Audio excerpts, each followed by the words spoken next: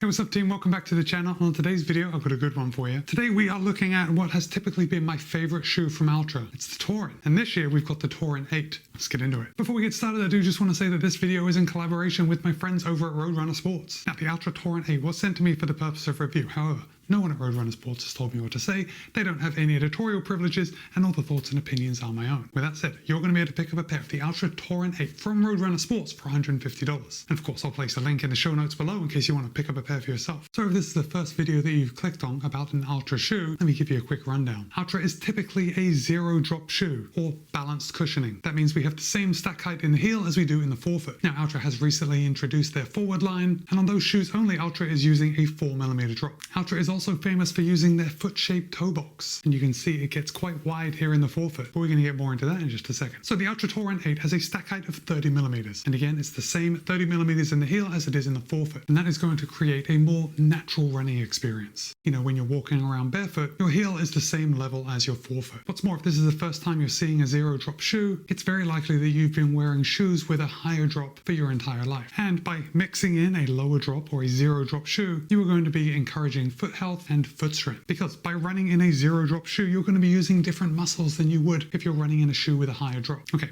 now that that's out of the way, Altra claims that in a US men's size 9, the Torin 8 would tip the scale at 10.15 ounces or 288 grams. However, in my size, a US men's size 13, Torin 8 tips the scale at 11.7 ounces or 333 grams. Now, I do just want to point out that this is a very slight weight gain over the Torin 7 last year. So last year, the Torin 7 in a sample size came in at 278 grams, which is 10 grams less than the sample size in the Torin 8. And in my size, the Torin 7 came in at 313 grams, which is 20 grams less than my size in the Torin 8 this year. Now, I've got to say that slight difference is generally not going to be noticeable on your foot. I did run in both my Torin 7 and my Torin 8 in the testing of this shoe, and the weight difference wasn't noticeable in my short run in both shoes. But still, a new model with a greater weight is a little surprising. In fact, the Torin 7 last year reduced weight from the Torin 6, and now we have just gone right back up. Now, the Altra Torin 8 is a daily trainer. Again, it is a zero-drop or balanced cushioned daily trainer. Now, there aren't as many zero-drop daily trainers out there to compare against, so you're probably going to be looking at other daily trainers if you're thinking of picking up a pair of the Altra Torin 8. Now, if you are absolutely firm on a zero-drop shoe,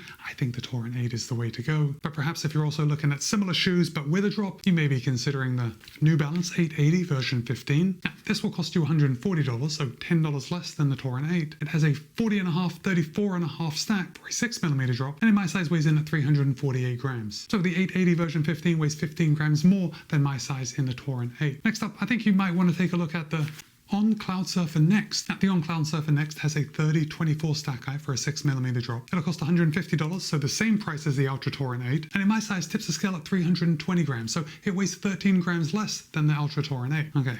But let's get started on the top and work our way down, and I want to show you this heel collar. Again, the Torin 8 is a daily trainer, so we've got lots of padding right around this heel collar. It is definitely built for comfort. If we come back to the heel counter, now this is one of the changes that Altra has made. We have a molded heel counter, and it is fairly rigid, so I haven't experienced any heel slip, and that is definitely thanks to the rigid heel counter. We have a nice prominent elf here at the back of the heel collar right here if you want to grab this on and help pull the shoe on. And the tongue, as we would expect in a daily trainer, is fairly thick and very plushly padded. Now, the tongue is not gusseted, but we do have a lace loop right here on the front. I didn't experience any tongue migration on the Torin 8, but I gotta say, the tongue on the Torin 8, it's very traditional. It's very much like other daily trainers. And this is a change that I'm not too keen on over the Torin 7, because the Torin 7, while it did have a padded tongue, it just wasn't as padded as the Torin 8. Of course, I'm not on the Altra design team. I don't know why they did this. Maybe they had some complaints, but the tongue on the Torin 7 is just a little thinner, but still padded enough. Now, let's talk about this toe box for just a second and the shape, because the Torin 8 is using Altra's standard foot shape. Now, Altra typically uses 3 different foot shapes in their shoes. We have Original, and that has a slightly wider toe box than this Standard, and then we have the Slim. And while it is still a foot-shaped toe box, it's just slightly narrower, and you're going to see the Slim foot-shaped toe box in their race line. So think of a shoe like the Vanish Carbon 2. And if I hold this up, you might be able to see the difference that the Vanish Carbon 2 is just slightly narrower than the Torin 8. But remember, the Torin 8 is a daily trainer, so it's built for comfort. We don't need that race day slimness like we do in the Vanish Carbon 2. For the upper Altra is using an engineered mesh. It seems fairly breathable. Of course, during my testing of this shoe, it hasn't been super warm, but just feeling it and looking at it, it seems like it's going to be extremely breathable. I haven't had any troubles with the uppers of Altra shoes in the past, and there's no reason for me to think that the upper of the Torin 8 is going to be any different. Now, overall, the Torin 8 does fit true to size. Now, you can see when I hold it up that my two eyelet chains are fairly close together, which means that the upper may be a little more voluminous than is ideal for my foot, but of course, this shoe isn't made custom for me. It's made to fit the most number of people. So if you have, I don't know, maybe just a little wider foot than me, I think you're going to have no issues with the Torin 8. And of course, with this foot-shaped toe box, if you haven't run in a shoe with a foot-shaped toe box, I'm telling you, you're in for a treat. It is unsurprisingly very pleasant to not have your feet jammed into a shape that isn't natural. The laces on the Torin 8 are very smooth. They seem to work very well. I can tell you that they didn't come untied once during all my testing. And that's a good thing, right? We want laces to do one job, and we want them to do that one job well. No problems here. As far as overlays go, yeah, we got the typical underlay coming around the toe box just to keep that off your foot. We have the branding on the lateral, Altra spelled out on the medial side, some light overlays towards the back, and of course, coming along the eyelet chain, we have that reinforcement. And if you do experience heel slip, we do have the chance to do the heel lock lacing with this extra hole here on the back. So if that's something that you like to use, you can on the Torin 8. Coming down to the outsole, we can see that the outsole rubber is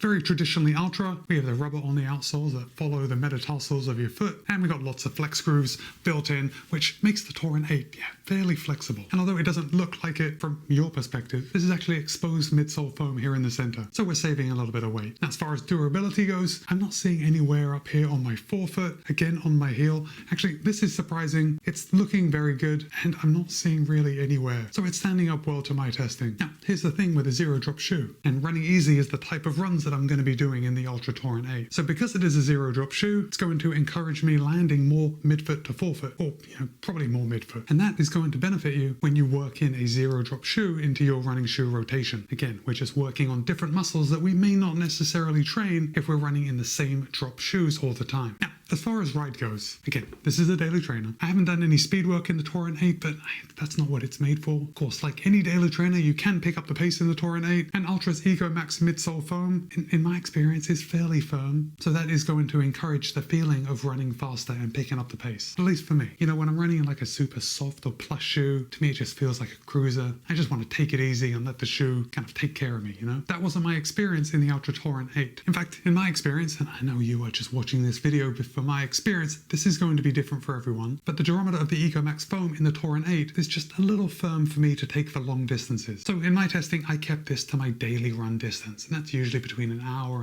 and 10 minutes. That's probably somewhere between 7 and 7.5 miles. Those are the runs that I have taken the Altra Torin 8 on a regular basis in my testing time. Now, because of the slightly firmer feeling, at least to me, midsole foam, that is also the reason that I chose the On Cloud Surfer Next and the New Balance 880 version 15 as comparables, because those two shoes also ride just slightly firmer. And look, let me be clear, there is nothing against a firm shoe. There are a lot of people out there that just love a firmer ride, and actually I'm one of them. I'm always surprised when I take out a firmer shoe how much I actually enjoy it. Even though if I'm sitting around not running, I tend to think I enjoy a softer ride. But the main issue this year with the Torin 8, to me at least, is that it's building off something pretty great, right? Last year we had the Torin 7, and look, please ignore the colorway. I know that my Torin 7 just looks a lot better than this grey colorway in the Torin 8, but with a slightly lighter weight in the Torin 7 and that thinner tongue, and of course the Torin 7 being a year old, and you're probably going to be able to pick it up for a little less than the Torin 8. If I'm honest, I'm not sure if Altra has made enough differences in the Torin 8 to make it worthwhile picking up over the Torin 7. In fact, for me, I would probably recommend saving that money and picking up the Torin 7, because this is a fantastic shoe. Now, as I said, I did run in both the Torin 7 and the Torin 8, one on each foot, and even though Altra has made some tweaks to the Eco Max midsole foam, it wasn't immediately apparent to me the difference when I had a shoe on each foot. So now I want to hear from you. Have you run in any Altra shoes? Have you run in any of the Torins over the years? Drop a comment and let me know. But for now, it's Matt B. This has been my review of the Altra Torin 8. Be kind, be happy, run well. See you in a couple of days.